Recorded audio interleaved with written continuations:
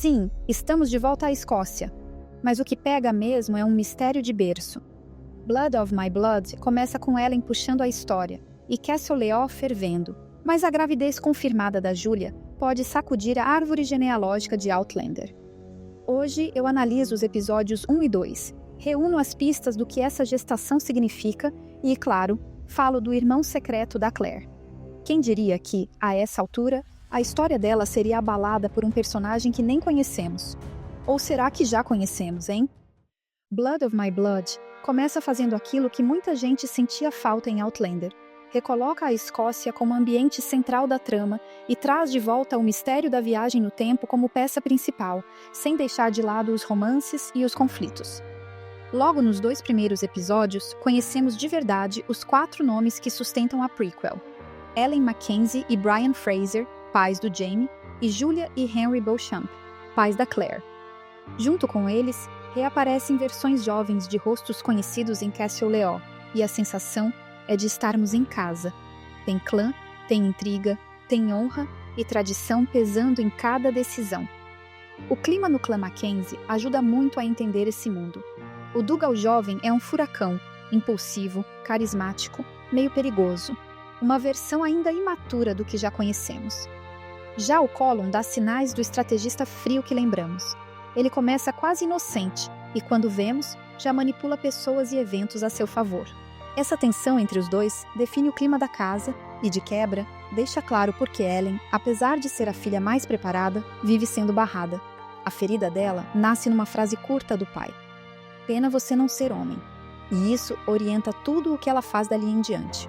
Aliás, Ellen é a grande estrela do primeiro episódio.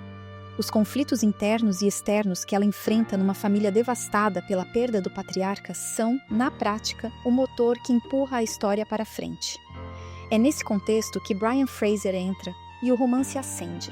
Ele tem aquele jeito que a gente reconhece no Jaime. É respeitoso, mas direto no sentimento. A cena da ponte, quando ele e Ellen se aproximam, entregam Romeu e Julieta bem Highlander. Ela, a mulher mais visada do momento. Ele, o bastardo ligado a um clã rival. O proibido explica o encantamento, e a série filma isso sem pressa, com olhares e gestos que dizem muito. Um detalhe importante: a cena do chicote com Brian não está ali por acaso. Ela espelha o momento em que Jaime aceita o castigo no lugar de Laery, em Leoch, reforçando a ética de sacrifício que o próprio Jaime herdará. Do outro lado, com Julia e Henry, a série devolve a fantasia das pedras ao centro. Em 1923, os dois sofrem um acidente de carro e, separados, atravessam no tempo. A história não impõe uma régua fixa de 202 anos. Prefere algo mais orgânico. Eles caem alguns anos antes do nascimento do Jaime, o suficiente para a trama funcionar sem paradoxo. Tem um truque de estrutura aqui que é gostoso de acompanhar. Quando começa o primeiro episódio, Julia e Henry já estão na Escócia. E só no episódio 2 percebemos quem são. Aliás, comenta aqui se você já tinha sacado no episódio 1 ou se foi surpresa no 2. A travessia pelas pedras segue o rito que os fãs conhecem. O zumbido que chama, a sensação física desagradável, quase um limbo, onde ecos de outras pessoas que também viajaram parecem gritar. Também em Blood of My Blood, as gemas funcionam como combustível.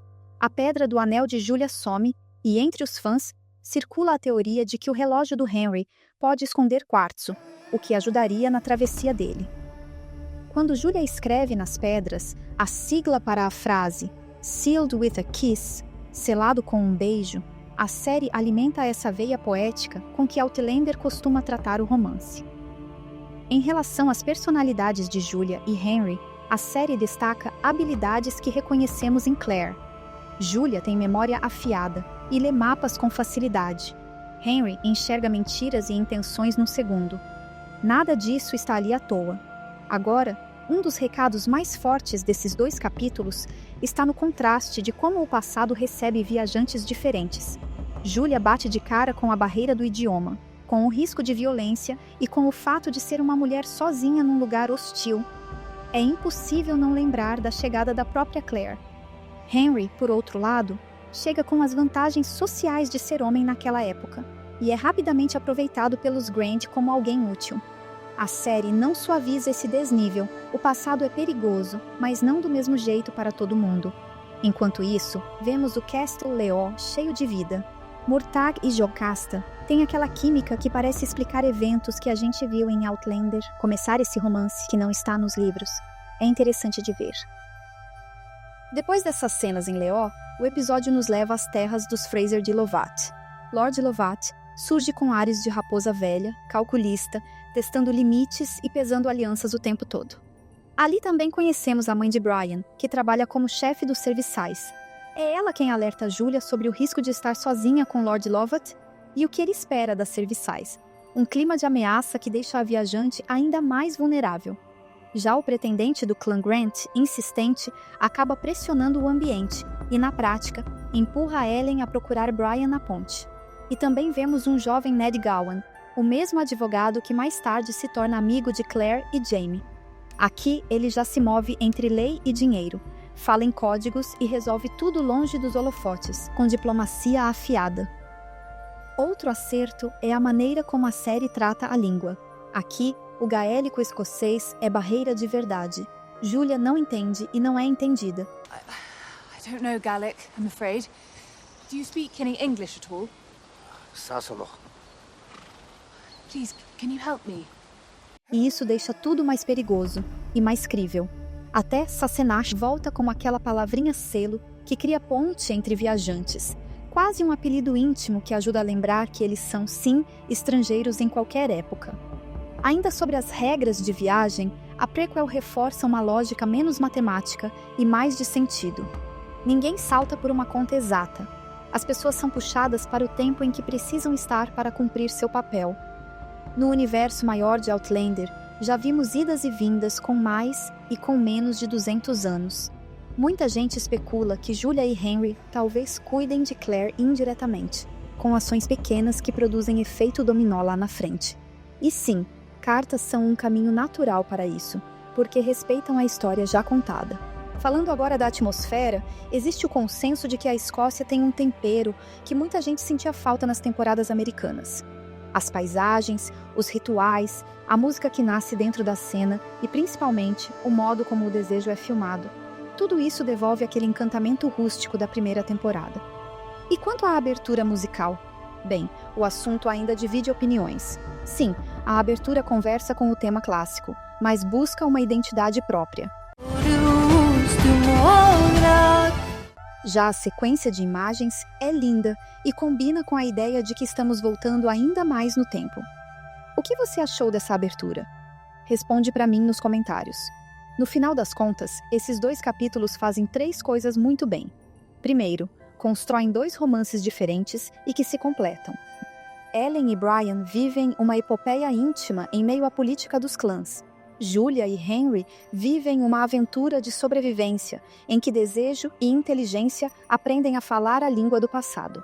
Segundo, reinstalam a fantasia como regra concreta, com sinais e consequências que a gente sente: o zumbido, as gemas, os gritos, as chegadas desiguais, as marcas que ficam e os nomes que somem nos registros. Terceiro, devolvem o tempero das Highlands, humor, erotismo como forma de falar, jogo político doméstico e o prazer de reconhecer nos pais os traços que mais tarde veremos em Claire e Jaime.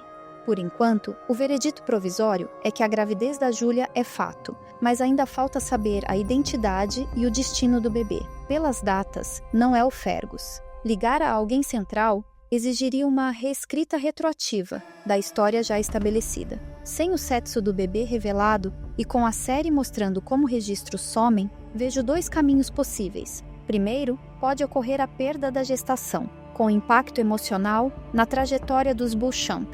Ou, segundo, a sobrevivência discreta, com essa criança existindo fora do foco principal e gerando ecos que podem, de certo modo, reescrever Outlander. Hoje não há evidência para cravar um nome famoso. Então, depois desses 2 episódios, resta a dúvida. Como termina a gestação da Julia? Será que esse bebê, futuro irmão ou irmã de Claire, vai sobreviver? E caso sobreviva, será que é alguém que nós já conhecemos? Quem poderia ser? Deixem suas teorias nos comentários. O fato é que Blood of My Blood conversa com Outlander, claro, e se continuar equilibrando política de clã, amor, mitologia das pedras e uma Escócia que respira, essa prequel tem tudo para expandir o universo com coerência e encanto. Com 10 episódios na primeira temporada, a série chega ao Brasil pelo Disney Plus, contando acontecimentos que se passam antes dos eventos de Outlander. E mesmo quem nunca leu os livros ou assistiu à série original, pode mergulhar nessa nova trama, perfeita para quem gosta de dramas épicos e quer se emocionar enquanto descobre mais sobre a história. E para você que chegou até aqui, confere o vídeo da descrição, é o raio-x definitivo da Ellen, mostrando como cada decisão dela move a casa Mackenzie. Assiste lá e me diz se você concorda. Se você gostou desse vídeo, deixe seu like e se inscreva no canal. E já aproveita para mandar para aquela pessoa que você conhece e que é fanzona de séries históricas, como a gente. Muito obrigada por assistir. Nos vemos no próximo vídeo sobre essa série histórica.